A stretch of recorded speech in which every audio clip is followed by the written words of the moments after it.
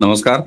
प्रारब्ध पर आप सभी का स्वागत। मैं अवनीश। चैनल आपने सब्सक्राइब किया है, वीडियोस को आप लाइक करते हैं, शेयर करते हैं, इसके लिए बहुत बहुत धन्यवाद। बेल आइकन जरूर दबाइए ताकि किसी भी अपलोड की सूचना सीधे आपको मिले। बंगाल पर बात करेंगे और जिस समय आप ये वीडियो देख रहे हैं यानी शाम के 6 बजे, यह औपचारिक समय होता है जब कहीं भी मतदान का समय पूरा हो जाता है। नियम यही है कि 6 बजे तक जितने भी मतदाता लाइन में लग जाते हैं उन सबको मतदान करने दिया जाता है। अगले नए कैंडिडेट्स 6 बजे के बाद जो भी मतदान के लिए आते हैं वो लाइन बंद हो जाती है। इस समय बम्पर वोटिंग सुबह से ही शुरू हुई थी। सुबह 7 से 9 बजे के बीच में लगभग 18% वोटिंग पश्चिम बंगाल में, 17% वोटिंग तमिलनाडु में हो चुकी थी। और अब जब आप ये वीडियो देख रहे हैं, जब तक फाइनल टैली आएगी, वेस्ट बंगाल में निश्चित तौर पर 84 से 85%, 86% तक मतदान जा सकता है अंतिम टैली आने तक। क्यों?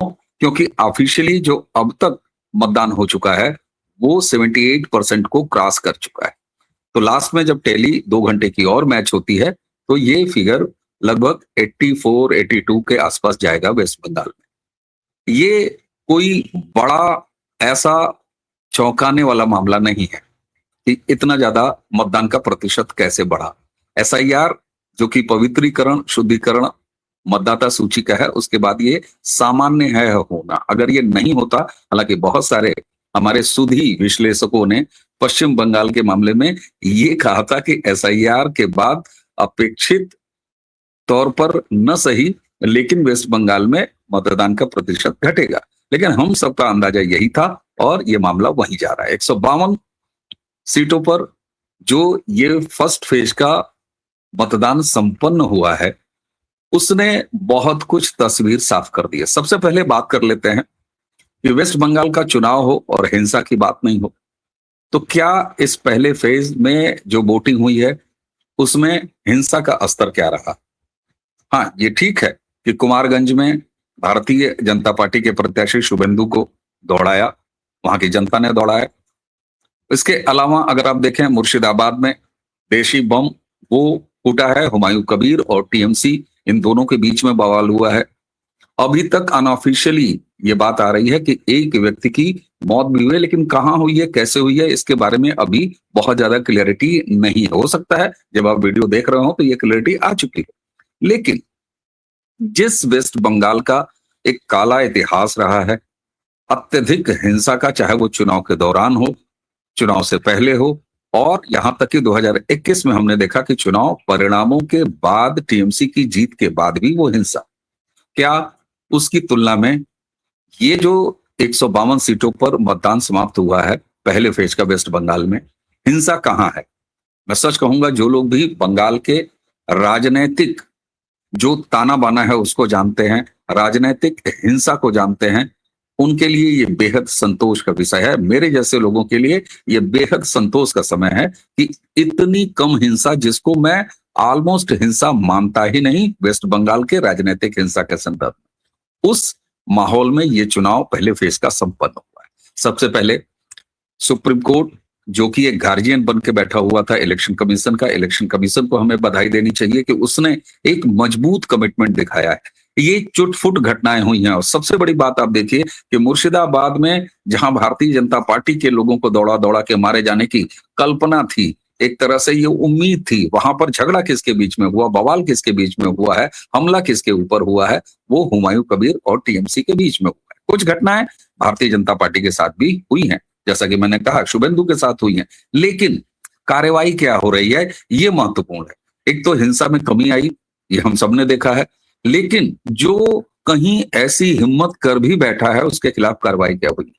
शुभेंदु के साथ जो वीडियो आया है मारपीट करने वाले, आप सबको इस बात का संतोष होना चाहिए कि जिस समय आप ये वीडियो देख रहे हैं, हमला करने वाले सभी के सभी आरोपी गुंडे वो गिरफ्तार हो चुके हैं। ये है कार्रवाई। कार्रवाई ये है कि 1000 ऐसे टीएमसी के गुंडों को कल तक चिन्हित करने के बाद रातों रात उन्हें हवालातों के अंदर पहुंचा दिया गया था, जिसका नतीजा है कि ये मैं शांतिपूर्ण मतदान कहूंगा। जी हाँ, पश्चिम बंगाल के संदर्भ में मैं इसे शांतिपूर्ण मतदान कहूंगा। अमित शाह गृह मंत्री वो कलकत्ता में प्रवास कर रहे हैं, वेस्ट बंगाल में लगातार प्रवास कर रहे हैं। वो आज भारतीय जनता पार्टी के कार्यालय गए, वहां पर जो वार रूम बना हुआ है, वहां भारतीय जनता पार्टी ने भी किस तरीके से नजर रखी है। चुनाव आयोग की तैयारियां अपनी जगह रही हैं, इसलिए मतदान का ये बढ़ा प्रतिशत एसआईआर के बाद पवित्रीकरण का अगर हमारे सामने नमूना है, तो दूसरा मतदाताओं के अंदर जो उत्साह रहा है वह सीधा दिखाता है कि उसने मात्र परिवर्तन के लिए मतदान किया है वेस्ट बंगाल। मेरे पास ऐसे तमाम सूत्रों के हवाले से ऐसी खबरें हैं कि ऐसा नहीं हुआ है कि टीएमसी के लोगों ने स्थानीय स्तर पर इस तरह की बदतमीजियां करने का प्रयास नहीं किया। पुलिस के द्वारा पुलिस के संरक्षण में, सुरक्षा बलों के संरक्षण में जा रहे मतदाताओं को डिस्टर्ब करने का भी प्रयास हुआ है, जो कि टीएमसी करती आई है। लेकिन कार्रवाई यहां बदले के तौर पर आई है। उन्हें बाकायदे सुरक्षा बलों ने मुक्त कराया है, उनका इंतजाम किया है और मतदान करने के लिए उन्हें सुविधाएं दी हैं।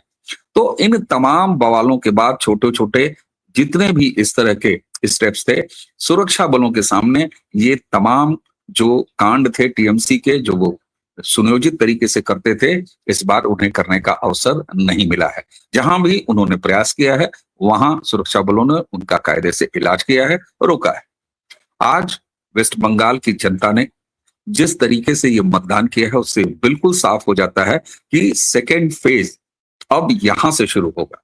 भारतीय जनता पार्टी के लिए सीटों की जहां तक बात है, वैसे भी ये पहले दौर का 152 सीटें उसके लिए उपजाऊ जमीन रही हैं, सबसे ज्यादा सीटें यहीं से आई हैं। तो निश्चित तौर पर यहाँ भारतीय जनता पार्टी के लिए बहुत सारे ऐसी जगह हैं जहां उसे अपने खाते खोल लें।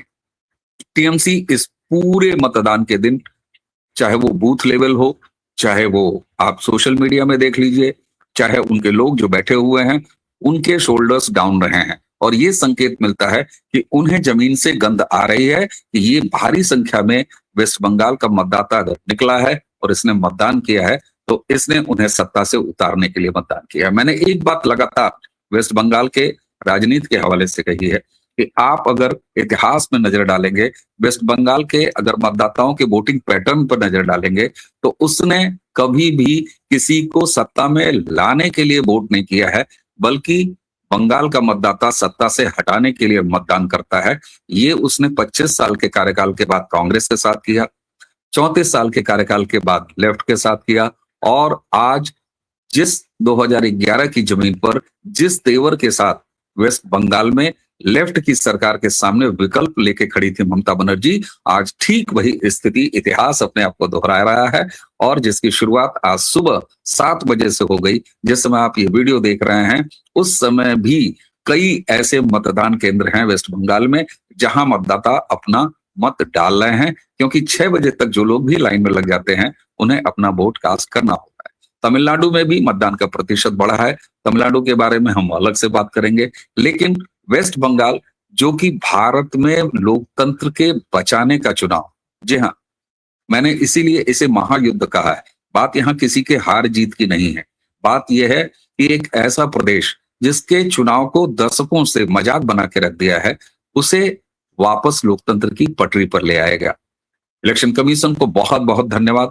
फर्स्ट फेज पूर्ण रहित हुआ है, हिंसा रहित हुआ है। इन छोटे मोटे घटनाओं को आप वेस्ट बंगाल में हिंसा के तौर पर नहीं देख सकते। मैं या वेस्ट बंगाल को जानने वाले, वेस्ट बंगाल की राजनीति की जानने वाले, वहां की राजनीतिक हिंसा के ताने बाने को जानने वाले किसी भी शख्स के लिए, किसी भी व्यक्ति के लिए ये बेहद संतोष और शांति पूर्ण चुनाव कहा जाएगा वेस्ट बंगाल का, जो पहला फेज का हुआ है। तो निश्चित तौर पर इसमें टीएमसी के लिए वो सारे संकेत हैं।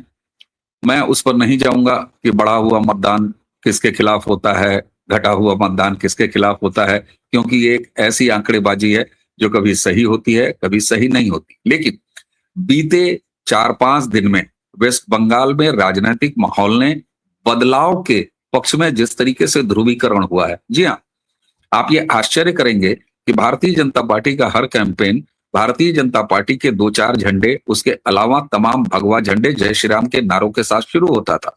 लेकिन उसके बावजूद भी वेस्ट बंगाल का ये चुनाव, इसका पहले फेज का मतदान हिंदू मुसलमान की उस जमीन पर नहीं हुआ है जिसके लिए विपक्ष भारतीय जनता पार्टी पर आरोप लगाता है, बल्कि यह चुनाव हुआ है ठेठ बंगाली अस्मिता पर, ठेठ बंगाली प्राइड पर। लेकिन वो बंगाली प्राइड, बंगाली अस्मिता अपने कलंक को हटाने के लिए संकल्पित थी और उसने मतदान किया है। कैसे इसके लिए सफलता है, निश्चित तौर पर साधुवाद बनता है भारतीय जनता पार्टी के इलेक्शन कैंपेन को।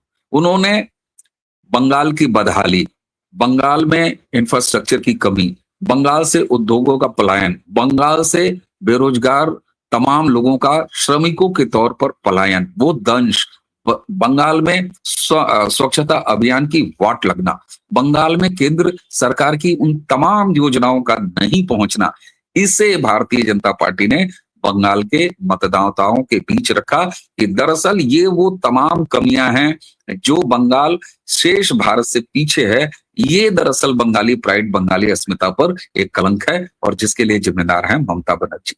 ये इस्टेब्लिश किया और इसीलिए अरसे बाद बंगाल में बंगाल का चुनाव, बंगाल के लिए, बंगाल के मुद्दों पर, बंगाल की समस्याओं पर, बंगाल की समस्याओं के जिम्मेदारों पर, उसके निदान पर ये चुनाव हुआ है। और यही वजह है कि ब्रांड मोदी जो कि डिलीवरी के ब्रांड है, ब्रांड योगी जो डिलीवरी के ब्रांड है, ब्रांड हेमंता जो डिलीवरी के ब्रांड है, जो डबल इंजन के उस रैपिड ग्रोथ को रिप्रेजेंट करते हैं, वो इस चुनाव में छाए रहे और उनका बहुत ज्यादा प्रभाव पड़ा है।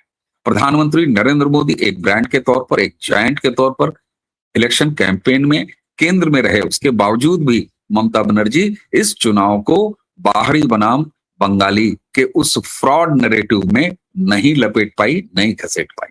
उन्होंने खाने तक पर राजनीति की, लेकिन इस बार बंगाल का मतदाता उन्हें बख्शने के मूड में नहीं, और मैं फिर कहूंगा उसने भारतीय जनता पार्टी के पक्ष में वोट नहीं किया है।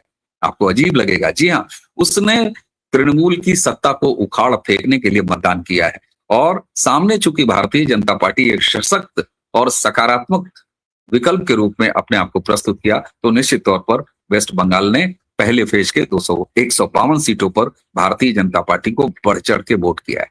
एक बार फिर मैं आपसे कहता हूं, कुछ कारों पर पथराव, कुछ लोगों को दौड़ाना, कुछ लोगों को धमकाना, लेकिन सोर्स जमीन ये बंद रहा।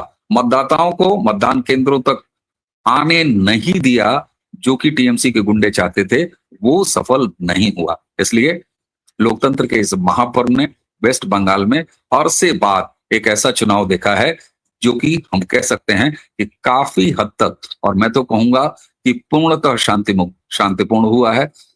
जो जहां पर हंगामा किया उसे उसकी सजा मिली है। और अच्छे दिन देखिए कि मुर्शिदाबाद में हुमायूं कबीर और टीएमसी आपस में लड़ रही हैं। भारतीय जनता पार्टी मतदाताओं के बीच एक मजबूत विकल्प के रूप में अपनी जमीन तैयार कर रही है। तो इन पहले दौर के मतदान और मतदान से जुड़ी घटनाओं ने यह साबित कर दिया है कि दूसरे दौर में क्या होने वाला है और 4 मई को रिजल्ट क्या आएगा।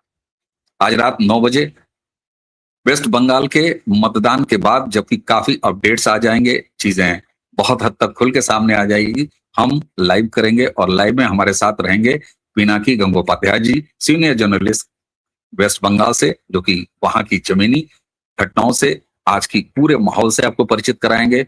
उसी के साथ हमारे साथ विश्लेषक के रूप में लोग भी रहेंगे। तो रात 9 बजे से हमारा लाइव जरूर देखिएगा। जो चीजें इसमें बच गई हैं इसकी हम बड़ी डिटेल से एक एक सीट, हर घटनाओं पर बात करेंगे। तो अगर आपको लगता हो कि यह वीडियो वेस्ट बंगाल के आज के प्रथम दौर के मतदान के बाद कुछ आपको सार्थक बात कह रहा हो, तो इसे आगे जरूर बढ़ाइएगा, शेयर कीजिएगा।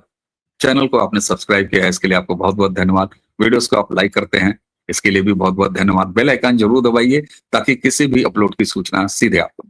तो ये वीडियो अब यहीं समाप्त करेंगे। वेस्ट बंगाल में शुभ हो रहा है, परिवर्तन है और इसकी महक इस पहले दौर के मतदान ने दे दिया है 152 सीटों से। तो इसी के साथ मुझे आज्ञा दीजिए। नमस्कार, प्रणाम, जय जय श्री राम।